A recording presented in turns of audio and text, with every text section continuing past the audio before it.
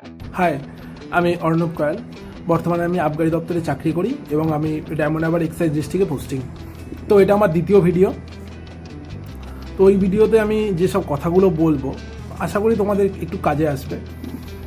তো সামনেই বাঙালিদের শ্রেষ্ঠ উৎসব দুর্গাপূজা, আর এখানে তো কোনো কিছু নেগোসিয়েট করা যাবে না, কিন্তু আমাদের এটাও মাথায় রাখতে হবে দুর্গাপূজা শেষ হয়ে গেলেই কিন্তু আমাদের পরীক্ষা, এবং পরপর অনেক কটাই পরীক্ষা আছে।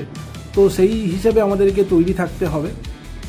যারা তৈরি আছো তাদের তো কোনো অসুবিধাই নেই, শুধু যে জিনিসগুলো পড়েছো আর একবার রিভাইজ করো।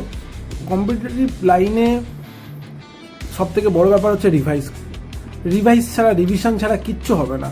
একটা বই তুমি কম করে 20-30 যতবার পারবে তুমি রিভাইজ করো, মানে এমন করে রিভাইজ করতে হবে বইয়ের যেন একটা অক্ষর যেখানে আছে তুমি সেটা বলে দিতে পারবে যে এই জায়গাতে এই জিনিসটা আছে। তাহলে তুমি ভাববে তুমি একটা তৈরি একটা পজিশনে আছো।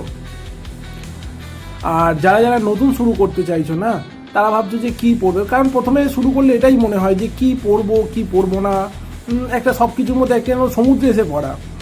তা সেটা নিয়ে একটা আমি পরে না ভিডিও বানিয়ে দেবো। খুব একটা বেশি কিছু বই যে পড়তে হবে বা অনেক বেশি কিছু বই কেনার কথা বলবো এরকম কিছু ব্যাপার না, কারণ আমি খুব একটা বেশি কিছু বই পড়িনি। যে বইগুলো পড়লে তবে কিন্তু খুব ভালো করে পড়তে হবে। আমাদের মধ্যে একটা ব্যাড ম্যাটার কাজ করে, আমি দেখেছি যে বই কেনার একটা টেন্ডেন্সি খুব কাজ করে। এই জিনিসটা কিন্তু খুব খারাপ। তোমাকে যে কোনো একটা বই ফলো করতে হবে এবং সেটা খুব ভালোভাবে ফলো করতে হবে। তো যাই হোক, তো পূজা কটা দিন যেরকমভাবে চলা উচিত। দেখো, আমরা যেমন খাই, না খেলে আমরা থাকতে পারবো না, তেমনি আমাদের পড়াশোনাটাকেও সেভাবে করতে হবে। কারণ পড়াশোনা না করে কিন্তু কিছুই হবে না। যাই করো তুমি, পড়াশোনা তোমাকে করতেই হবে। তো সকালবেলা তো আর আমরা ঠাকুর দেখতে বেরোচ্ছি না। সকাল 6টা-6:30 থেকে তুমি একটা রুটিন করো যে 11টা পর্যন্ত, যেটা তুমি পড়াশোনা করতে পারবে তোমার এবিলিটি যেমন আছে। একটু মাঝখানে একটু ব্রেক নাও। বিকালবেলা ওরকম 3টে-3:30 থেকে 5টা, 5:30, 6টা পর্যন্ত পড়াশোনা করো, তারপর বেরিয়ে যাও, তারপর কোনো অসুবিধা নেই। কিন্তু পড়াশোনাটা যেন করতে হয়, পড়াশোনাটা যেন একদমই না বন্ধ হয়।